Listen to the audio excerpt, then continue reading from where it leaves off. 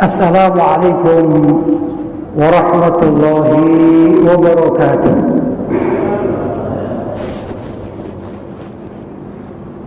Alhamdulillah, wassalatu wassalamu ala rasulillah Sayyidina Muhammad ibn Abdillah wa ala alihi wa sahbihi wa man walah, wa la hawla wa la quwwata illa billah, amma ba'd. Yang dimuliakan dan dihormati pengurus Masjid Sultan Ahmad Shah Sungai Isap, Fadilatul Mukarram Dr. Syarifuddin bin Osman yang dirahmati oleh Allah, dan juga Imam Safwan yang dimuliakan oleh Allah. Tak lupa ahli jawatan kuasa masjid yang kita cintai, serta yang dipertua Aswaja Pahang Ustadz Yunan bin Abdus Somad yang kita muliakan bersama-sama, bapak-bapak, ibu-ibu, tuan-tuan, puan-puan, hadirin hadirat, dan tak lupa para ulama yang mulia, para ustadz yang dirahmati oleh Allah. Semoga malam hari ini kita semua mendapatkan keberkahan hidup dari Allah Subhanahu wa taala. Alhamdulillah, puja puji dan syukur kita kepada Allah Subhanahu wa taala yang telah memberikan kenikmatan sehat sehingga kita dapat melaksanakan ibadah salat maghrib berjamaah, dirangkai dengan hadir majelis ta'lim yang pahalanya sangat mulia di sisi Allah Subhanahu wa taala, yang mana baginda Nabi Muhammad SAW menggambarkan tentang kemuliaan majelis ta'lim itu sebagai riyadul jannah, taman surga. Semoga kita sejak hari ini dan seterusnya cinta kepada majelis ta'lim, yang artinya cinta kepada taman surganya Allah Subhanahu wa ta'ala. Salawat dan salam kita curahkan kepada junjungan kita Nabi besar Muhammad sallallahu alaihi wasallam, yang mana berkat beliau lah kita mendapatkan hidayah dari Allah Subhanahu wa taala. Berkat bimbingan beliau juga kita bisa mengenal agama yang sangat mulia ini, yaitu agama Islam. Beliau telah menunjukkan kita dari jalan yang gelap menuju jalan yang terang benderang.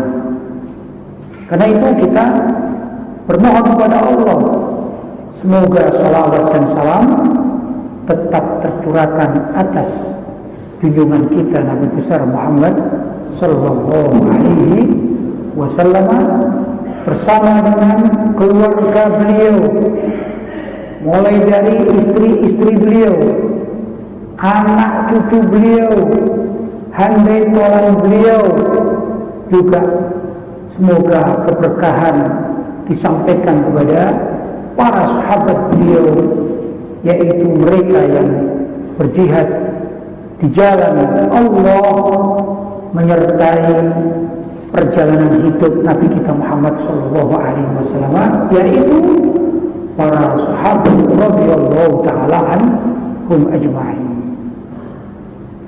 Bapak-bapak, ibu-ibu, tuan-tuan dan puan-puan, malam hari ini saya diminta untuk menyampaikan berkaitan dengan akidah yang sebenarnya adalah telah diwariskan oleh orang tua kita secara estafet dari orang tua kita terus lanjut dari kakek kita, kemudian seterusnya dari ayah dari kakek kita sampai ke atas, yang mereka itu mendapatkan pengajaran dari para ulama-ulama yang semasanya, yang mana para ulama itu kalau dilihat secara estafet maka mereka adalah penerus dari perjuangan baginda Nabi Muhammad SAW, yaitu akidah Ahlus Sunnah wal Jamaah. Nabi SAW menerangkan bahwa umat beliau, yaitu umat Nabi Muhammad alias kita ini, kata beliau, wasataftariqu ummati ala 73 firqatan. Kalau umatku itu akan terpecah menjadi 73 golongan. Kulluhum finnar, semua itu di neraka, kata Nabi. Illa wahidan, kecuali hanyalah satu kelompok. Tatkala beliau ditanya kelompok apa itu yang tidak masuk neraka, maka beliau menerangkan ma ana alaihi wa ashabi, yaitu kelompok yang aku beserta mereka bersama para sahabatku.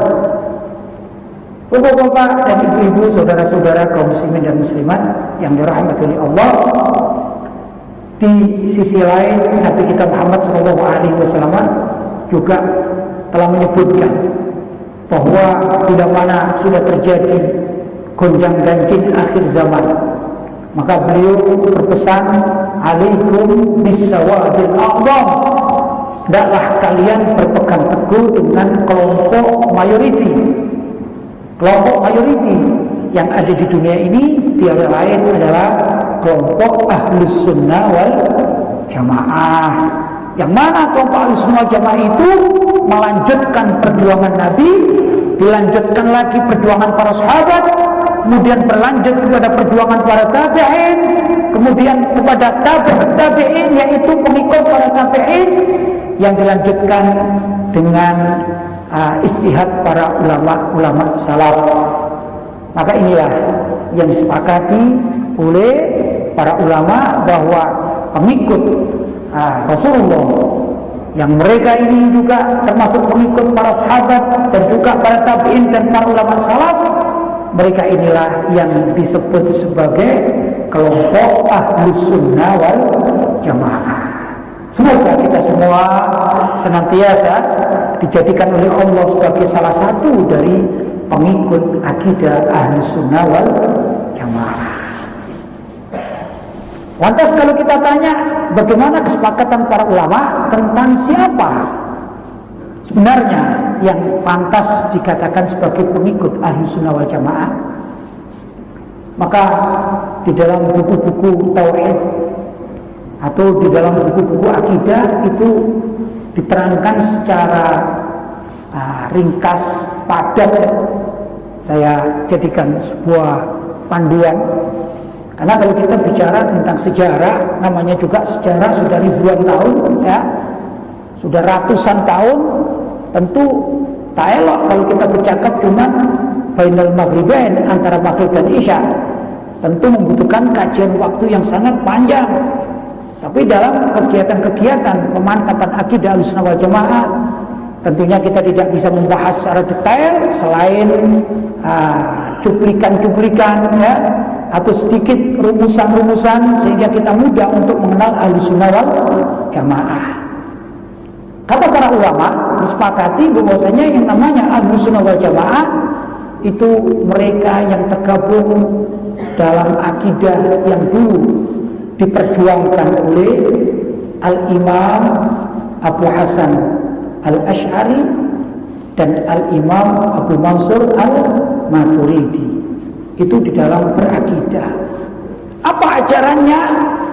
Ternyata ajarannya tidak jauh dengan apa yang difahamkan oleh orang tua kita tatkala dulu kita masih anak-anak atau masih budak. Macam ada tauhid sifat Allah yang 20, wujud, kita, dan seterusnya. ya, macam itu.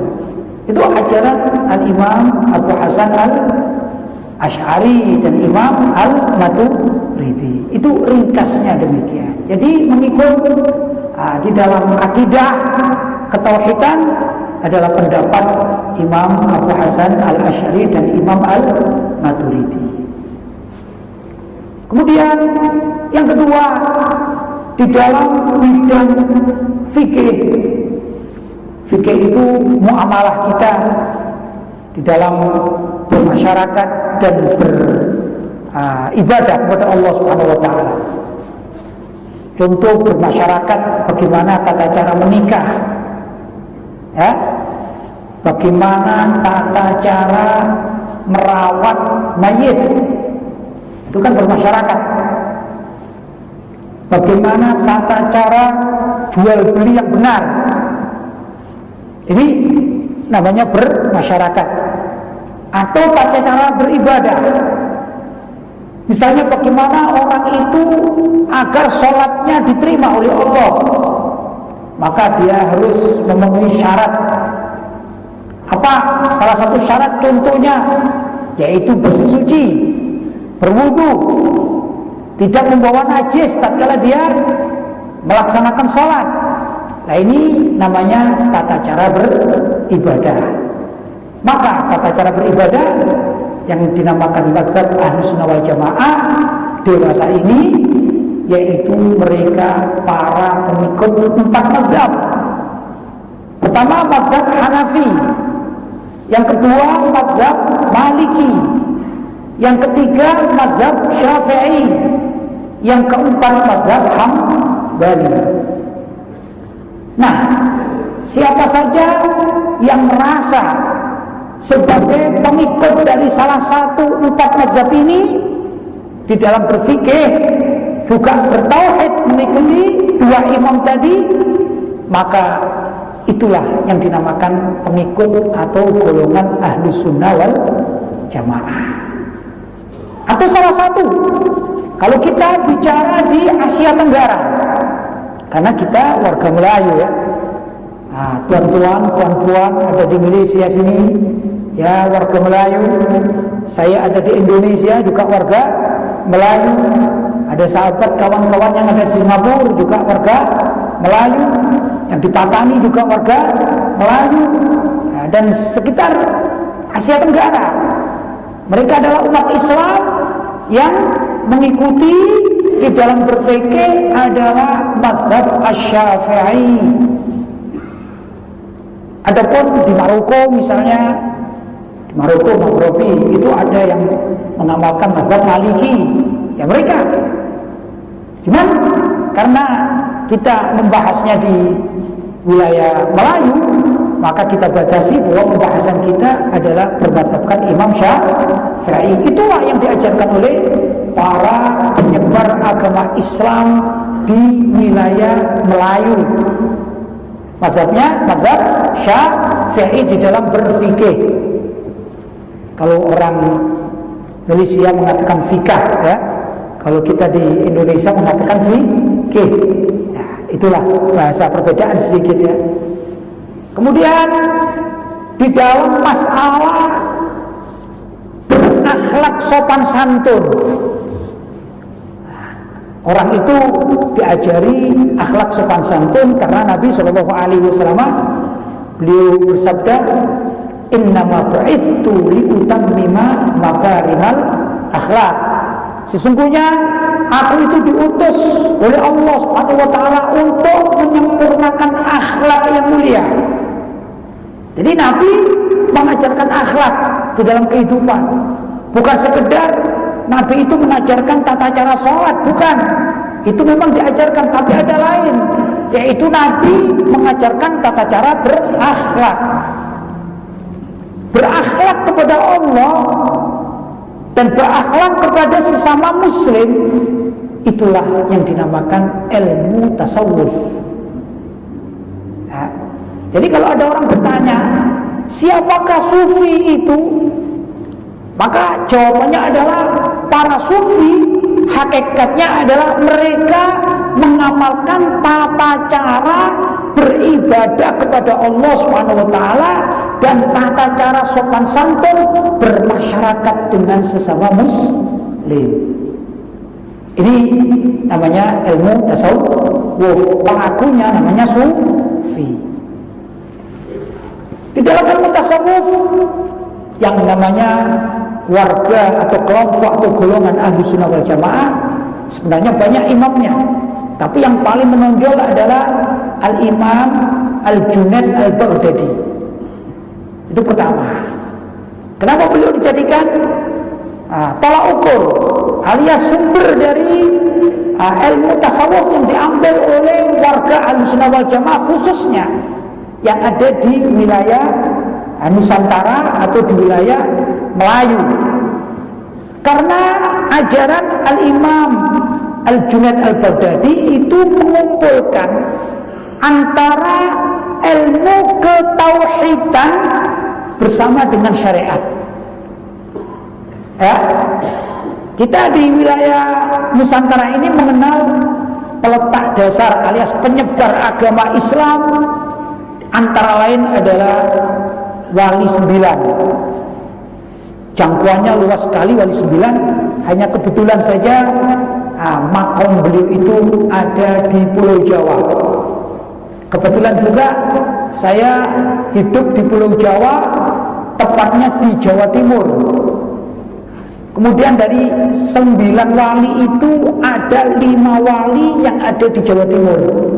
Jadi kami warga Jawa Timur ini banyak berdampingan dengan para wali songo.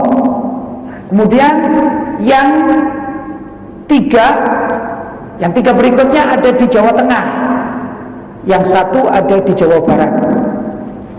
Itu sedikit tentang para wali songo.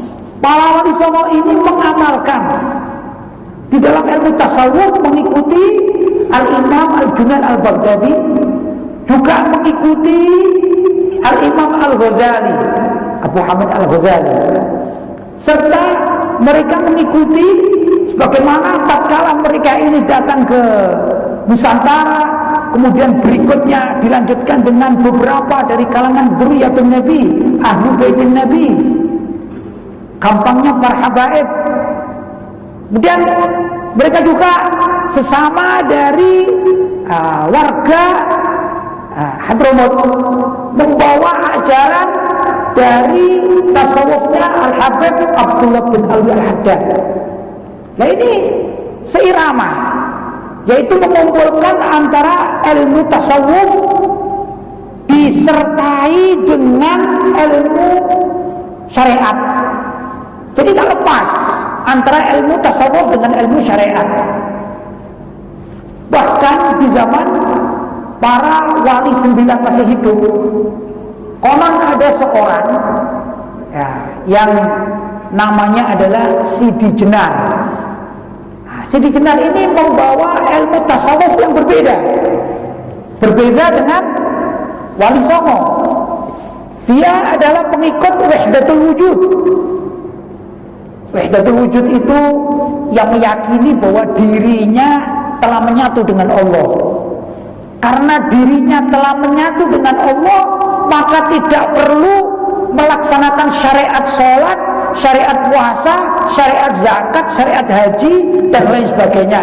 Itu pemahaman dari Syekh Sidi Jenar, sehingga berbeda jauh dengan apa yang diajarkan oleh Al-Imam Al-Ghazali, Al-Imam Habib Abdullah Al-Haddad, Al-Imam Al-Junaid Al-Baghdadi. Ini terlalu jauh. Ajaran siapa? Wahdatul Wujud yang terkenal di Pulau Jawa dengan Syekh Sidi Jenar. Namanya Wahdatul Wujud. Kalau di dalam bahasa Jawa mungkin ada bapak-bapak yang pernah mendengarkan, namanya Manunggaling Kawula Gusti, kata orang Jawa. Apa itu Manunggaling Kawula Gusti? Yaitu dirinya menyatu dengan Allah. Karena dia merasa menyatu dengan Allah, maka ada apa saya sholat dan saya sudah menyatu dengan Allah. Itu pemahamannya. Apa yang terjadi? Para wali songo yang mereka adalah tokoh-tokoh Ahlussunnah wal Jamaah yang menyebarkan Islam di Nusantara ini, mereka bersepakat untuk menghukum i'dam alias hukuman mati untuk Syekh Sidi Jenar. Maka Syekh Sidi Jenar dihukum mati alias dibunuh. Kenapa? Karena mengikuti tasawuf alias torekot yang tidak sesuai dengan syariat, keluar dari syariat. Nah, kalau ditanya bagaimana para wali 9 ini kok berani gitu ya menghukum mati Sidi Jenar, maka kaedah yang diterapkan oleh para ulama Ahlussunnah wal Jamaah mengatakan nahnu nahkum bil zawahir wallahu yatawalla as-sarair. Kami menghukumi secara zahir, sedangkan Allah akan menentukan apa-apa yang tersembunyi, maka itu urusan Allah Subhanahu wa taala. Jadi contoh, kalau ada orang yang tidak sholat, orang tidak zakat, orang tidak haji. Tidak haji maksudnya melawan ya, bukan karena tidak haji tak punya duit, bukan ya. Misalnya mengatakan sudahlah haji itu tidak wajib misalnya, zakat tidak wajib misalnya, sholat tidak wajib, maka orang macam demikian ini boleh diperangi. Apa dalilnya?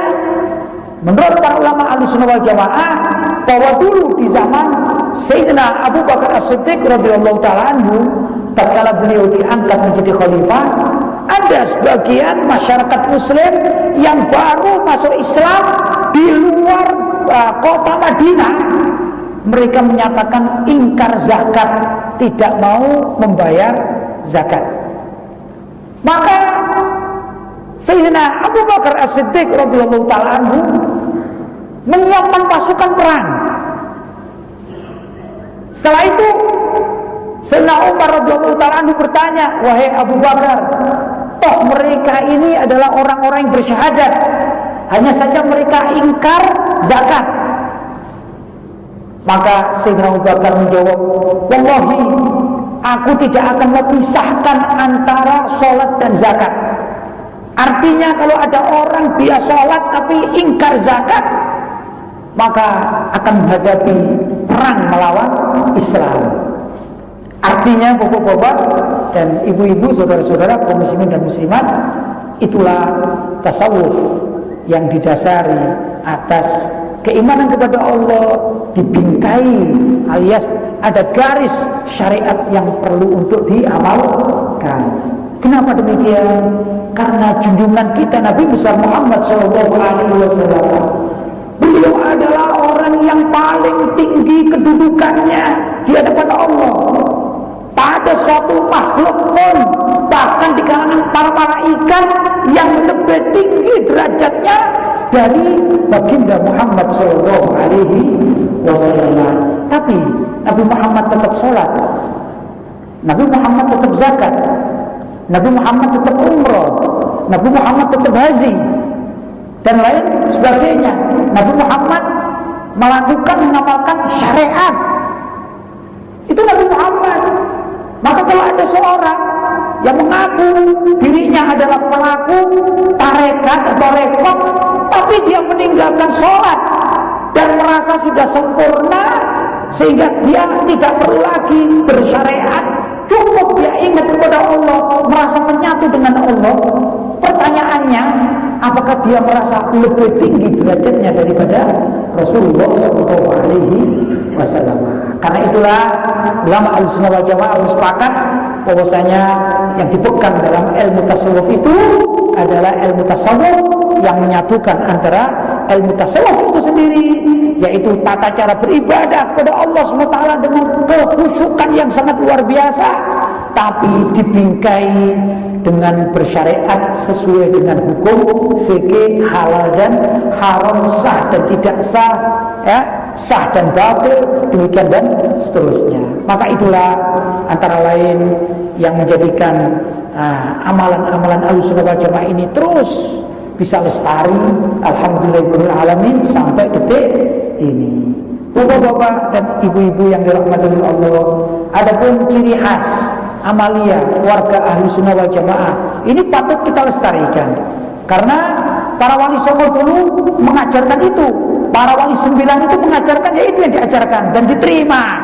Orang tua kita juga sudah menerimanya. Kita yang hidup zaman sekarang wajib melestarikannya,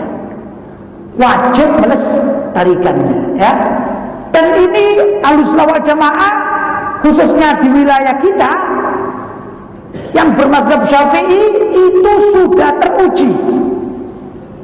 Benar, kita ini dijajah, rempah-rempah kita diambil, ya.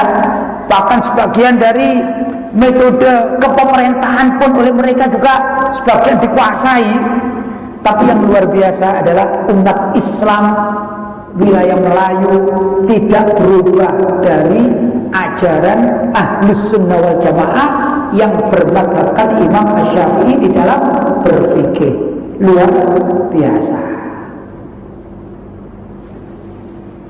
Misalnya contoh, kita kalau sholat subuh, ya, kita sholat subuh, di dalam mazhab Syafi'i diajarkan sholat subuh itu disunnahkan secara muakkad yang kuat, itu berkunut. Maka warga Melayu, mayoritas warga Melayu kalau sholat subuh baca kunut. Kenapa demikian? Itulah ajaran, ya, ajaran mazhab Syafi'i yang dulu diajarkan oleh para penyebar Islam pertama kali di wilayah Nusantara. Itu tata cara beribadah. Kemudian tata cara bermuamalah, misalnya kita ini tentu bertetangga, ya, ada jiran, ya. Nah, di antara jiran-jiran kita itu tentu suatu saat juga akan ada yang meninggal dunia, wafat. Maka apa yang dilakukan? Ajaran para wali 9 itu yang dilanjutkan oleh para ulama-ulama setelahnya, yang mereka itu mengambil dari orang-orang terdahulu. Maka kita diajarkan pertama merawat jenazah. Begitu kita mendengarkan bahwa tetangga kita, Bapak Fulan bin Fulan almarhum telah meninggal dunia, kita melayat, kita datang bertakziah. Kalau yang tetangga dekatnya, misalnya kita menyiapkan, ya, apa yang untuk memandikan mayit, mulai dari ember barangkali, ya, ambil itu. Tempat apa ini, ya, tikar, ya, apa keranda, kan gitu. Kemudian di rumah situ kursi-kursi pada kita keluarkan, kita kasih pengumuman. Ini nilai kebersamaan kita di dalam bermasyarakat. Kalau di Indonesia yang saya tahu, mudah-mudahan di Malaysia juga sama, ya. Kemudian para ibu-ibu muslimat pada datang bertakziah. Nah, mereka ini bertakziah dengan membawa beras, membawa gula, membawa sembako, macam bumbu-bumbu. Ya, kalau sekarang mungkin mie, ya. Nah, itu diberikan kepada keluarga mayit sebagai sumbangsi dari tetangga-tetangga setempat, agar nanti kalau ada para pentakziah yang datang, mereka sudah bisa mendapatkan suguhan dari sumbangan ibu-ibu muslimat yang ada di sebelah kanan kiri rumah jenazah. Kemudian apa sih itu, bapak-bapak juga melakukan tata cara pemandiannya, memandikan mayit. Kalau yang meninggal dunia ibu-ibu, maka ada ibu-ibu muslimat yang mengurusinya, memandikan, mengkafani, kemudian menyolati. Setelah itu membawa ke tempat pekuburan, ya, dan ditalkin di sana. Itu ajaran Ahlussunnah wal Jamaah. Karena memang ada ajaran itu.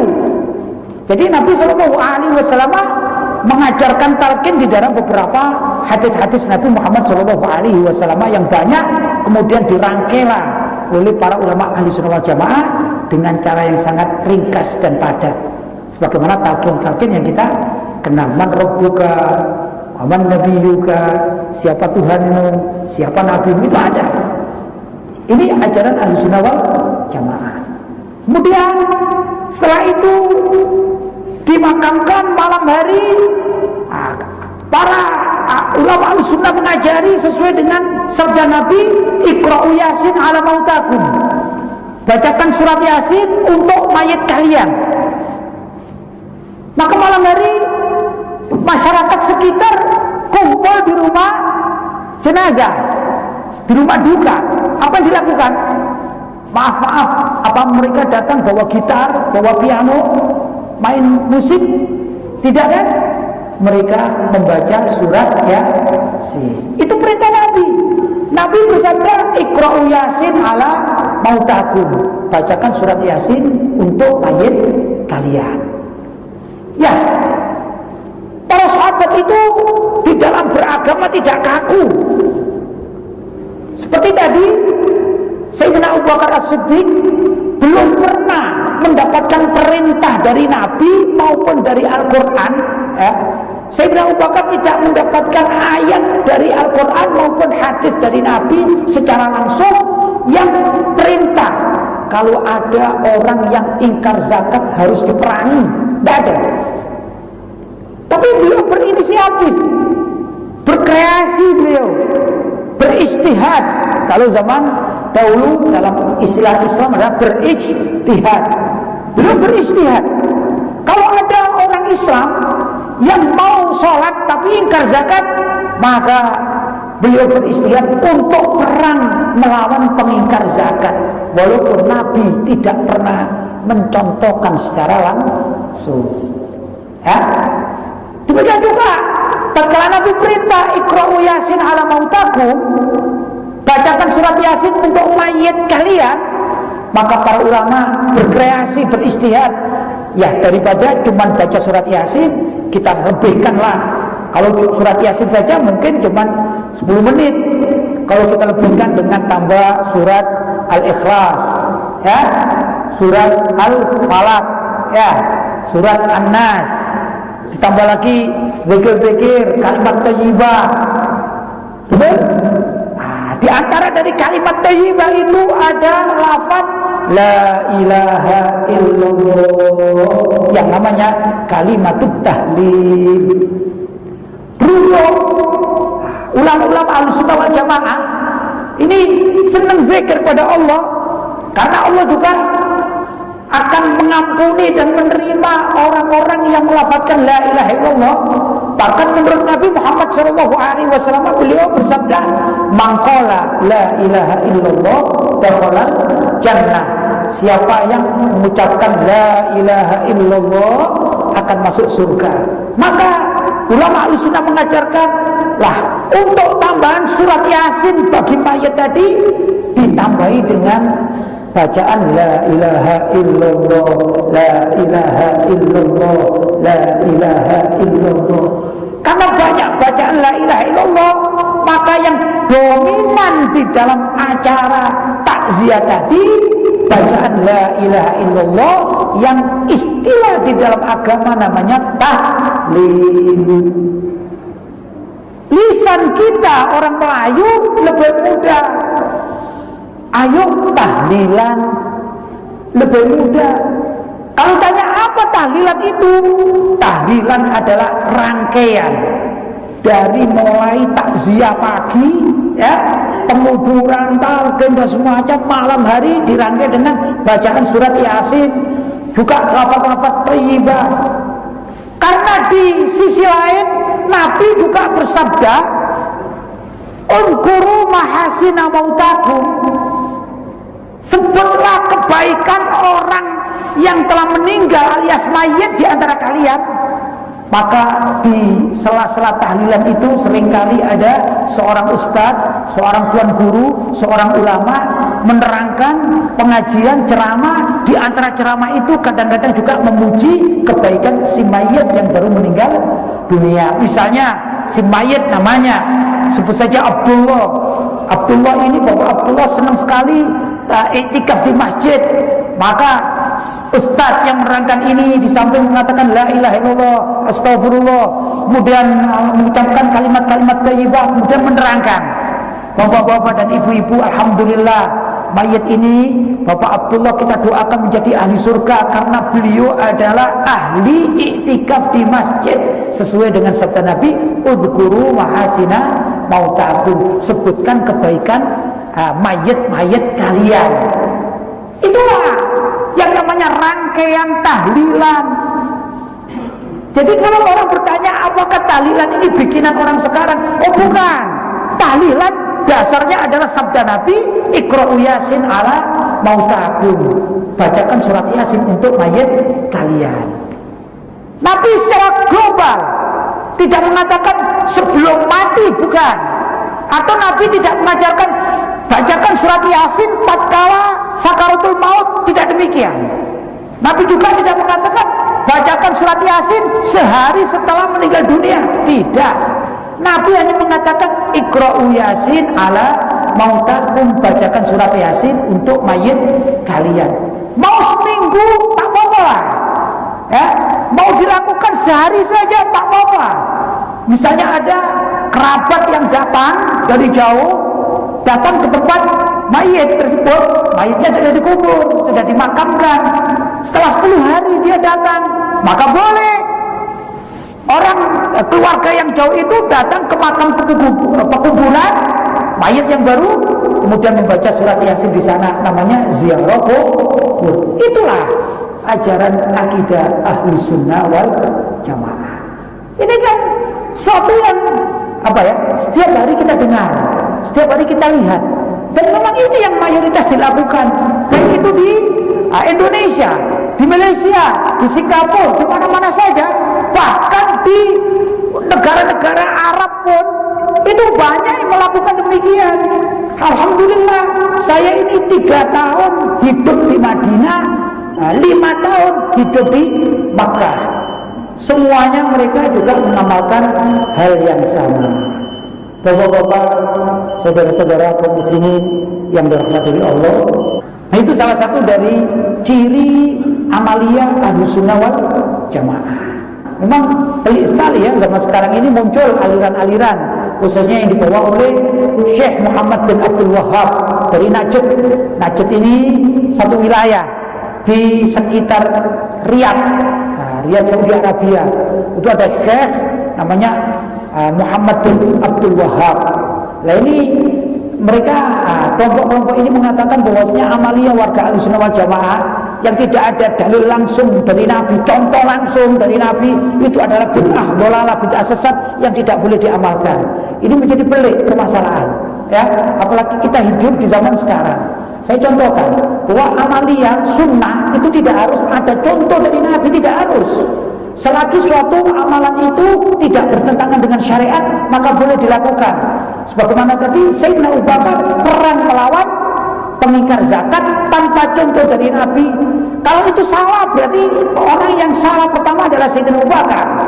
Kalau itu dikatakan bid'ah dhalalah sesat, berarti pelaku bid'ah dhalalah sesat adalah Sayyidina Abu Bakar yang tiba-tiba memerangi orang yang ingkar zakat tanpa contoh dan perintah dari Nabi. Nah, ini pelik sekali permasalahannya, ya. Apalagi kita hidup di zaman sekarang, tidak bisa dong kita mengikuti apa yang persis seperti di zaman Nabi. Saya contohkan, Nabi SAW bersabda, "Khudhu anni manasikakum." Tirulah dariku manasik hajimu. Jadi Nabi perintah, kalau manasik haji jangan ambil dari yang lain, ambil dariku, kata Nabi. Itu kan perintah ikut persis ya. Khudhu anni manasikakum. Problem bahwa Nabi di dalam hadis-hadis itu menerangkan Nabi waktu haji dari Madinah menuju Makkah itu naik onta. Kalau memang kita diperintahkan harus seperti yang dilakukan oleh Nabi, berarti orang Malaysia yang naik pesawat itu haram. Bahkan orang Madinah yang naik kereta itu juga menjadi haram, karena Nabi hajinya naik onta. Loh, itu kan kendaraan. Tidak demikian. Betul lagi bahwa amalan yang seperti urusan duniawi ini menjadi ibadah. Potong rambut, saya tanya, orang potong rambut itu ibadah atau bukan? Orang mengatakan potong rambut datang ke salon, tukang cukur, tukang selesai. Tapi urusan haji beda. Nabi mengatakan khudhu anni manasikakum, ambillah haji itu dari ajaranku. Tatkala Nabi potong rambut yang dinamakan tahallul, maka tahallul itu potong rambut menjadi hukum haji. Betul? Padahal potong rambut apa artinya potong rambut? Salon banyak. Ya dah. Tapi karena ini Nabi bersabda khudhu anni manasikakum, maka potong rambut menjadi syariat. Berubah Nabi begitu ya, mengatakan khudhu anni manasikakum, mestinya naik onta juga jadi syariat. Begitu. Tapi Islam tidak semacam itu. Islam tidak kaku semacam itu. Ada nilai-nilai yang memang harus mengikuti Nabi. Kalau itu ada nas-nas qat'i yang pasti, syarat, rukun yang disepakati oleh para ulama. Tapi ada yang tidak. Namanya nas-nas yang dhonni, ya, yang diperkirakan alias ijtihad para ulama. Maka antara orang yang haji naik kereta dari Medina menuju Mekah itu tidak apa-apa, yang penting sampai, walaupun Nabi tidak pernah naik kereta. Jelas ya? Nah, ini permasalahan pelik yang memang ulama Ahlussunnah wal Jamaah, orang golongan Ahlussunnah wal Jamaah harus memahaminya sehingga tidak terjadi terpengaruh dengan pemahaman yang baru datang khususnya dari orang-orang yang ikut kepada Syekh Muhammad bin Abdul Wahab. Karena mereka mengharamkan sesuatu harus menurut mereka ada contoh langsung dari Nabi. Kalau maulid Nabi, kita mengatakan sholawat Nabi, ya, apapun caranya, itu kan ajaran dari Al-Quran. Ya ayyuhalladzina amanu shollu alaihi wa sallimu tasliman. Betul? Maka tatkala kita melantunkan sholawat-sholawat indah macam maulid Ad-Daibah, maulid Al-Ahzab, maulid Simtud Duror, mereka mengatakan ini haram karena tidak pernah dicontohkan oleh Nabi. Ini kan pelik jadinya.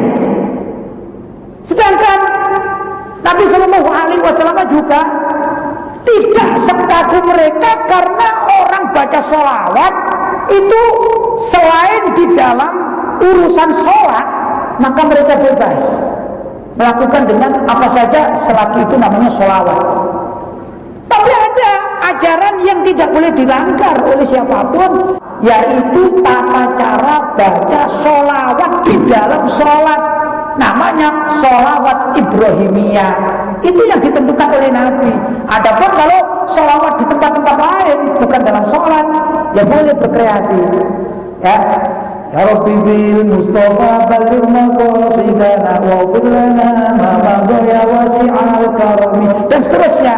Burda boleh. Kenapa? Karena baca burda tidak di dalam sholat. Kreasi namanya. Ini boleh menurut ulama Ahlussunnah wal Jamaah. Sedangkan menurut orang-orang pengikut Syekh Muhammad bin Abdul Wahab, mereka mengatakan itu haram. La haula wala quwwata illa billah. Kita tanya sekarang, kalian hidup di zaman sekarang, kalian membuat radio, kalian membuat televisi. Hai orang-orang yang mengikuti Muhammad bin Abdul Wahab, kalian membuat buletin, kalian membuat majalah. Betul? Apakah Nabi pernah masuk radio? Apakah Nabi pernah masuk televisi? Apakah Nabi pernah bikin buletin, majalah? Nabi tidak pernah. Kenapa kalian kok mau? Padahal itu tidak pernah dicontohkan oleh Nabi. Maka mereka kadang-kadang mengatakan, oh itu metode dakwah. Kita juga katakan, sholawat kita juga metode dakwah. Betul? Kalau mengatakan segala sesuatu itu yang tidak ada contoh dari Nabi adalah bid'ah, dalalah, sesat, maka kita katakan kalau begitu main alias membuka radio, membuka televisi itu juga bid'ah, dalalah. Maka mereka akan berkelit. Bid'ah itu dibagi dua. Apa itu? Bid'ah yang menyangkut agama dan bid'ah yang menyangkut keduniaan. Kita juga mengatakan, kita juga membagi dua. Bid'ah ada yang hasanah, ada yang dolalah. Yang hasanah yang baik, yang dolalah adalah yang sesat. Demikian dengan contoh-contoh.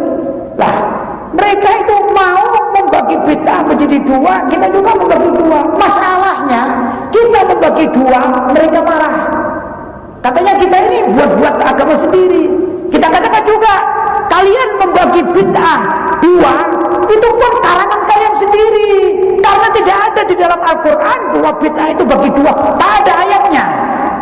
Hadis pun tidak menyebutkan bahwa bid'ah dibagi dua, yaitu bid'ah dunia dan duniawiyah. Tidak ada. Itu karangan kalian sendiri. Nah ini kan pelik ini. Mereka mau mengarang agama, tapi orang lain berbuat sesuatu diharamkan, mereka ingin minta menang sendiri, kan begitu. Tak elok lah, namanya tidak fair, ya. Maka sebenarnya urusan-urusan semacam ini adalah urusan furu', urusan cabang yang tidak perlu diperdebatkan. Mestinya demikian. Ulama Ahlussunnah wal Jamaah sudah menggarisbawahkan bahwa urusan maulid Nabi, ziarah makam kuburan, kemudian membuat istimewa untuk berzikir, bersolawat dengan senandung yang indah-indah, itu boleh selagi urusannya adalah sunnah, bukan urusan yang wajib semacam merubah tata cara sholat subuh yang ajarannya 2 rakaat diganti 3 rakaat. Ini bid'ah dhalalah. Kalau ada orang misalnya meyakini bahwasanya sholat zuhur itu 5 rakaat saja, mumpung masih kuat, maka ini adalah merubah dari syariat yang ditentukan secara wajib, secara fardu oleh Nabi. Tentu ini adalah bid'ah dhalalah. Tapi kalau urusan yang bukan itu, sunnah, misalnya kita tanyakan tadi, apakah ziarah kubur itu wajib? Tidak wajib. Betul kan? Tidak ada yang mengatakan ziarah kubur itu wajib. Tidak wajib. Apakah orang membaca istighotsah itu wajib? Tidak wajib. Sunnah. Apakah orang yang talqin mayat wajib? Tidak wajib. Itu sunnah. Apakah orang yang mengadakan maulid Nabi itu wajib? Tidak wajib. Itu sunnah. Namun Nabi Muhammad itu mengajarkan akhlak yang mulia. Janganlah ada orang yang meninggal dunia engkau tertawa-tawa. Jangan. Bacakan surat Yasin, ini sunnah. Kita diajari akhlak yang mulia, itulah yang dinamakan ilmu tasawuf. Janganlah engkau hidup itu tanpa membaca sholawat. Kalau orang baca sholawat malas sendirian karena memang repot, ya hadirlah dalam majlis-majlis sholawat bersama. Ini akhlak, ini namanya tasawuf, ya. Rasa untuk menumbuhkan rasa cinta kepada Nabi Muhammad SAW. Bapak-bapak dan ibu-ibu, tuan-tuan dan puan-puan, secara global sudah saya sampaikan, sebenarnya amalia yang sudah diajarkan oleh para ulama di Nusantara ini, itulah gambaran dari akidah Ahlus Sunnah wal Jamaah, yang Nabi juga mengamalkan semacam itu, para sahabat mengamalkan semacam itu, para ulama salaf juga mengamalkan semacam itu. Jadi kita tidak perlu takut dituduh bid'ah sesat.